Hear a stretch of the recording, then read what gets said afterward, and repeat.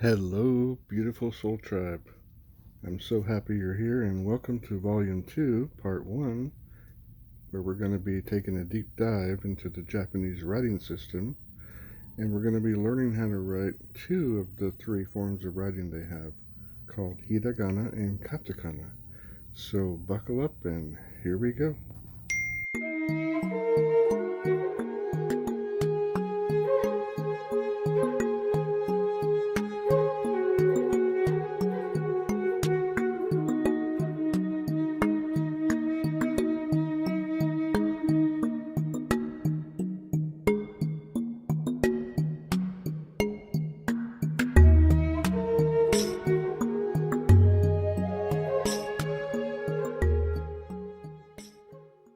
All right, I am so excited. I've been waiting for about, 15 years for this to happen.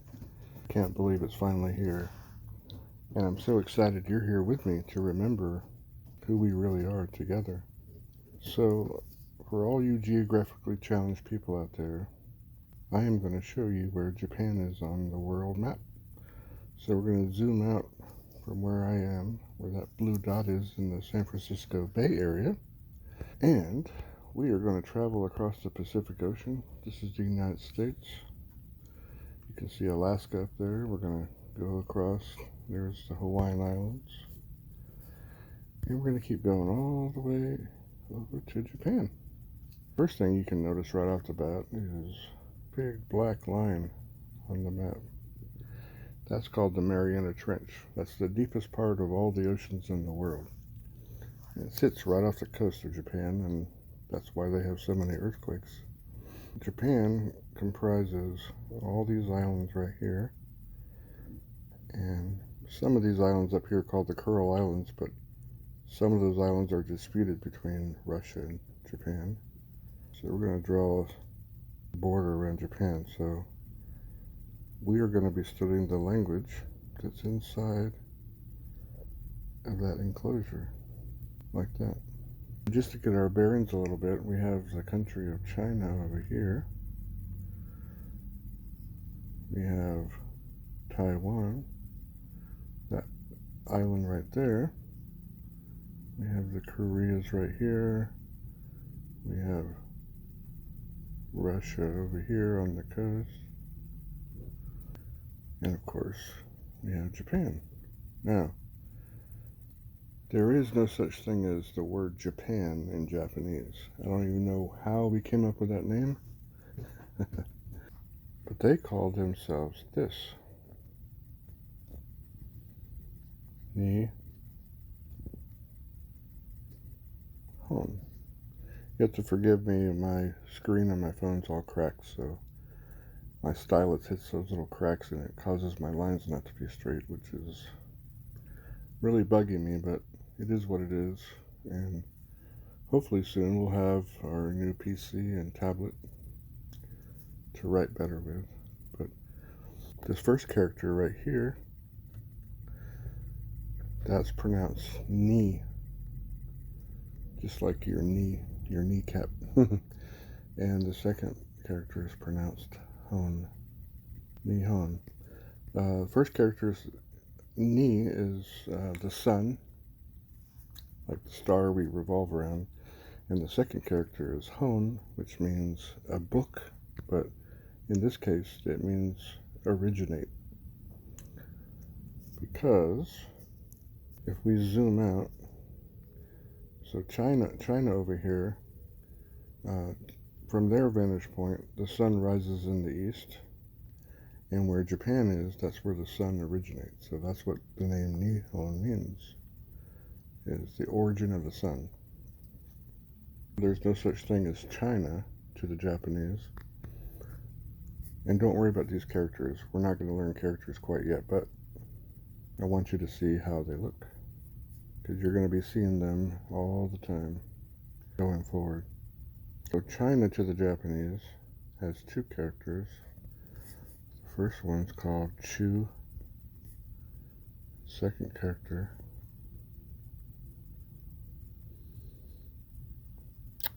is pronounced Goku.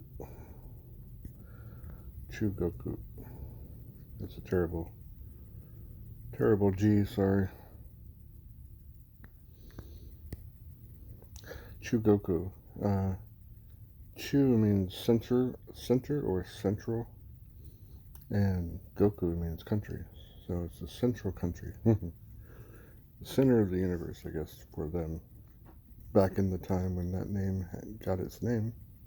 In the playlist for this series, this language series, I included a video that someone made called The History of Japan.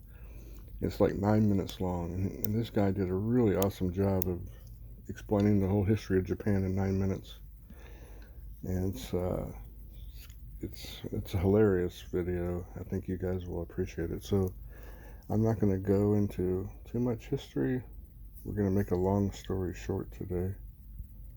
But I need to tell you a little bit of history so you understand why Japanese have 3 forms of writing, whereas the Chinese only have 1. So, going way, way, way back, Buddhism was introduced to China via the Silk Road, and the Chinese adopted it, and eventually some Buddhist monks went from China, traveled to Japan, and with them they brought all their sutras. Now these monks weren't your monks you would think of as today, like peaceful monks praying in a monastery. Back then, in those days, these monks were warrior monks. They were pretty badass. Matter of fact, they would either fight against or with the shogunate or the samurai warriors.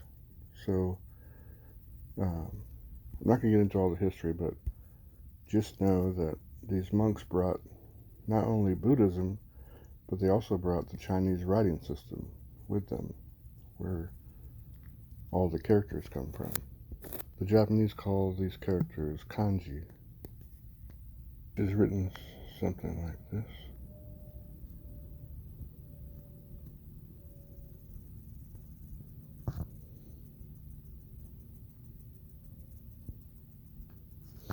Kanji.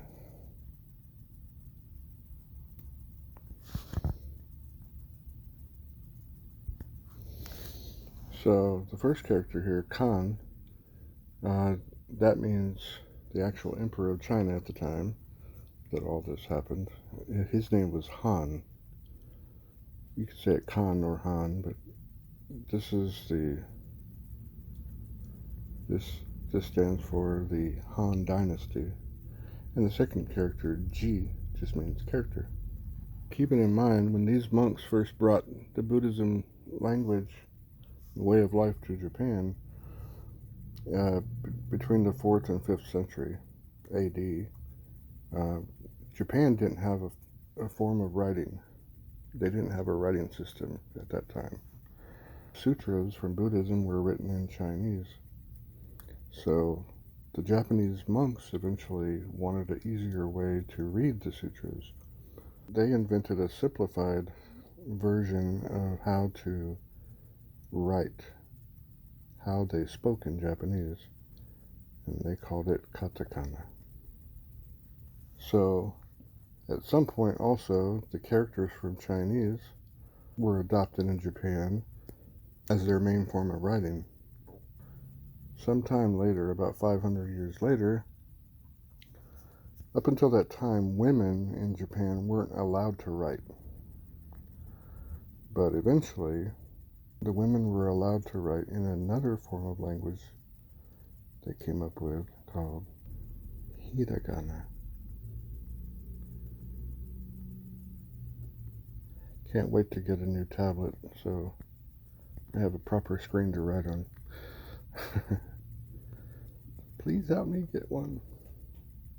So, after Hiragana was invented, Japanese women were allowed to write.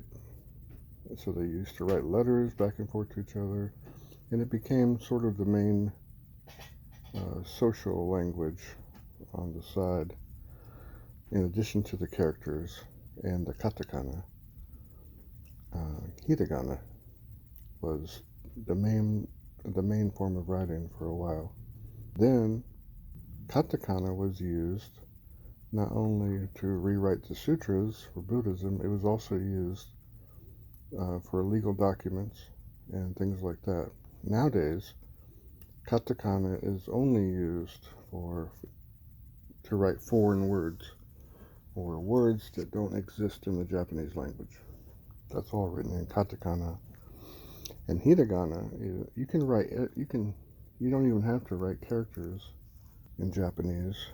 You could write everything in hiragana, because everything you can say with your voice can be written in hiragana, just like the characters. But then, if you did that, everyone you associated with would think you have like a kindergarten education.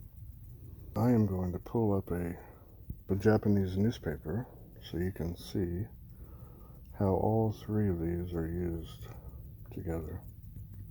So we're going to highlight a headline in the Japanese newspaper. This is on their front page. I'm going to pull it up into Translate so you can see it easier. So this is a headline from today's newspaper, and we're going to pull up my highlighter here. So first, we're going to highlight in yellow the katakana that's here.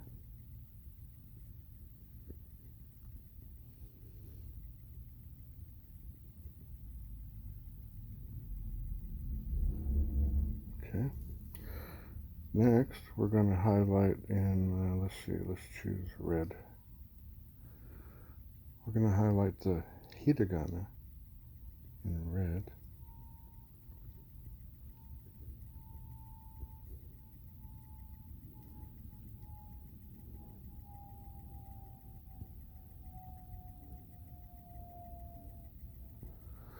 And then what's left over, let's see, we'll highlight in blue. This is the kanji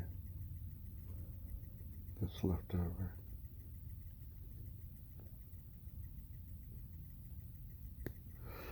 So you see, when they write in today's language, all the foreign words are in yellow, and the red is the hiragana, which you'll understand why that's there later, but I just wanted to give you an idea of this is the three forms of writing that all work together.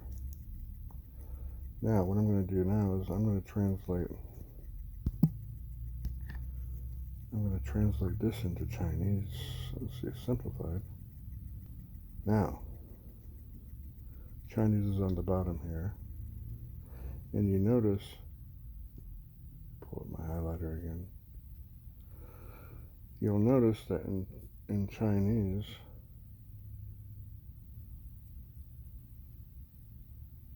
everything is characters.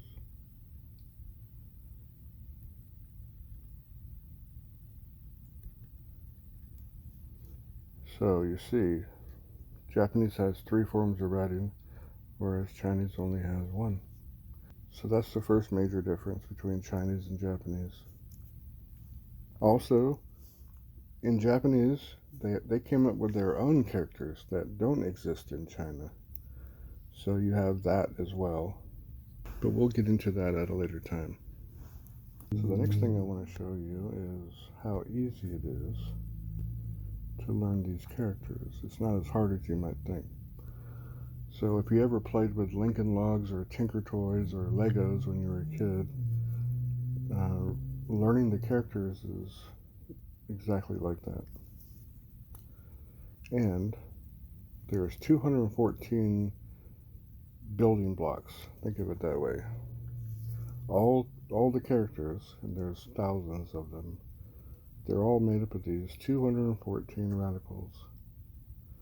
So by putting these characters together, by putting these radicals together, you make characters. Some of these radicals by themselves are a character already, but we're not going to get into that today. That's going to be later on. Today we're going to focus on just the Hiragana and Katakana. Now the next thing you need to know is the Japanese language is built off of 5 vowels. You have ah. It's like the A in father. These always are static, they don't change. Ah, E, E, U, E, O. All the sounds in Japanese are based off of those 5 vowels.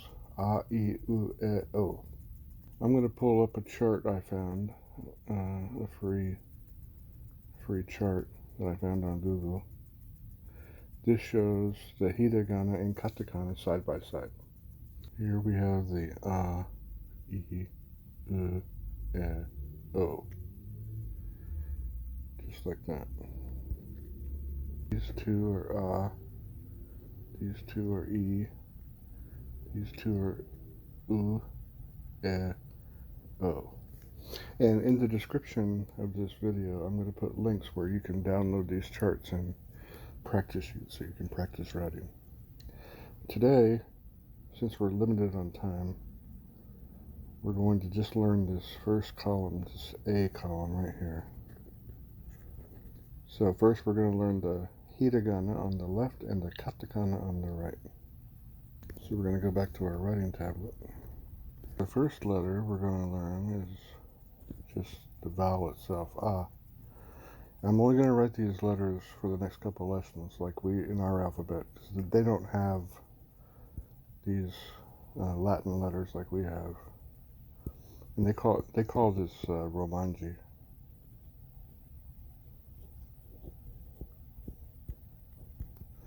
Actually, after World War II, the Americans and the British wanted them to go to an alphabet like we have for both China and Japan, but both countries told us where to go. They weren't going to get rid of their language. So ah is the first one we're going to learn. And in Hiragana, ah is written like this. I'll write it again. In Katakana, it's written like this.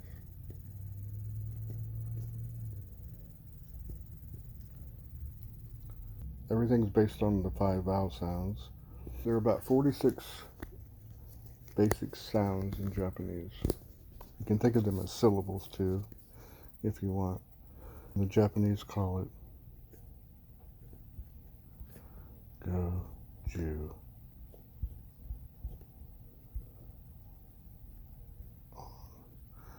So those first two characters mean 50, and that third character is sounds, so 50 sounds. And if we go back to our chart, you can see there's 5 across and 10 down. You notice that some of these are blank. They don't have an equivalent. So that's why there's 46 instead of 50. But they call it 50. So we learned ah.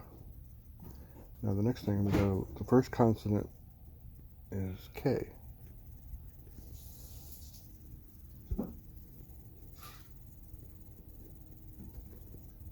Or ka. In Hiragana, ka is written like this.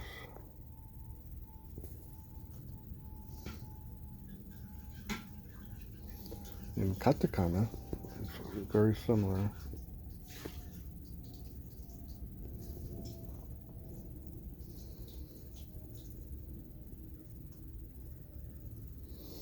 Okay, very similar.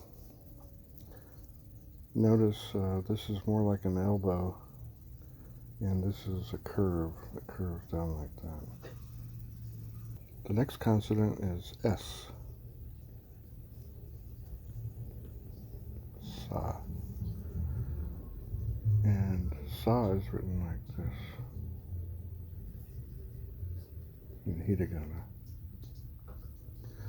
In katakana, sa is written like this.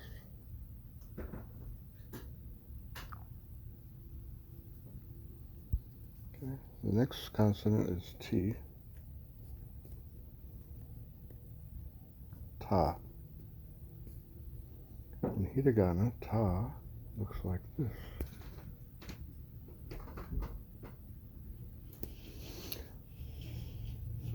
In katakana, it looks like this.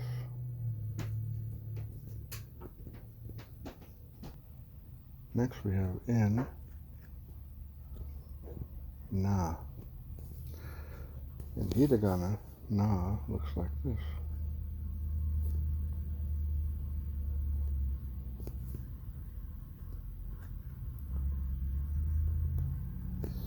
In katakana, na is even simpler.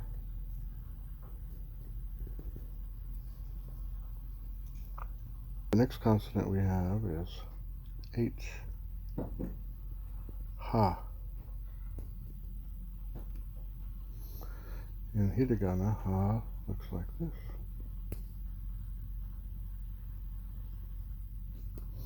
In katakana, ha looks like that. The next consonant we have is ma. In hiragana, ma is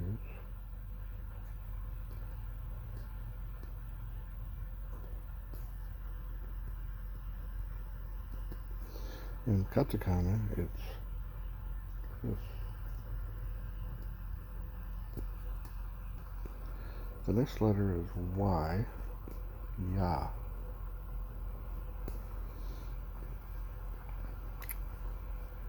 And it looks like this.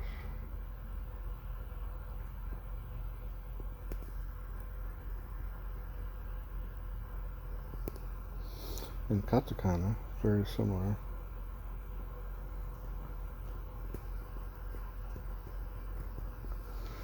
Like that.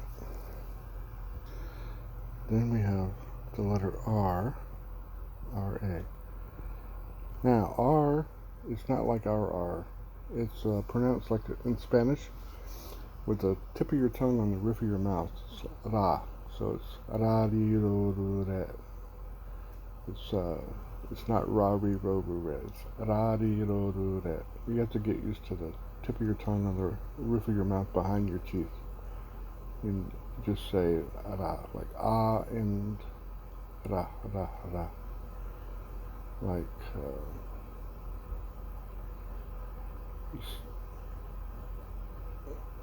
just like rolling your Spanish R without the roll, like a half roll.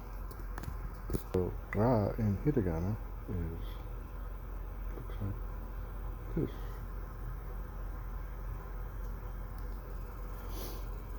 In katakana, it looks like this. And last but not least, W. There's only really one sound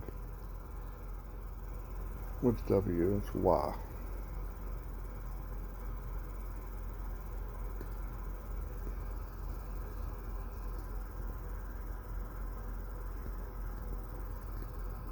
And katakana, like that. So there you go. In the next part, we're going to be continuing where we left off in this part. We're going to be starting with the E, or the I column, and go from there. We should be able to get most of them in the next part. And then we get to start learning the kanji. I hope everyone had a good time and learned something, and on to the next. I love you.